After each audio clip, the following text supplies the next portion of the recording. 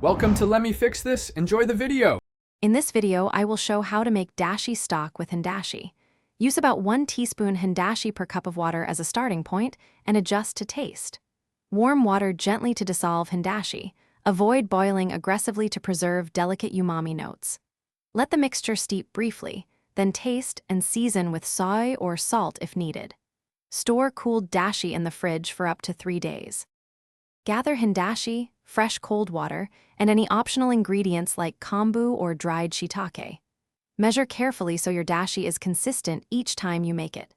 If you want a clearer, lighter stock, skip extra solids and dissolve only Hondashi.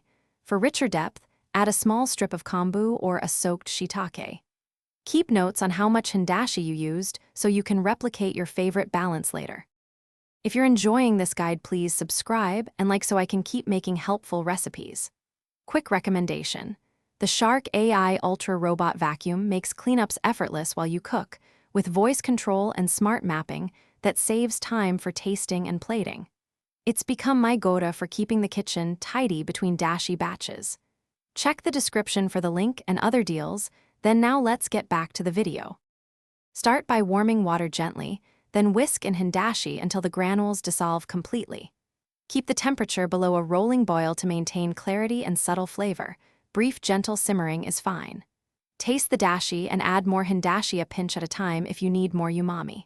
Strain if you prefer a crystal clear stock, or leave intact for rustic soups. Use immediately or cool and refrigerate for quick weeknight meals.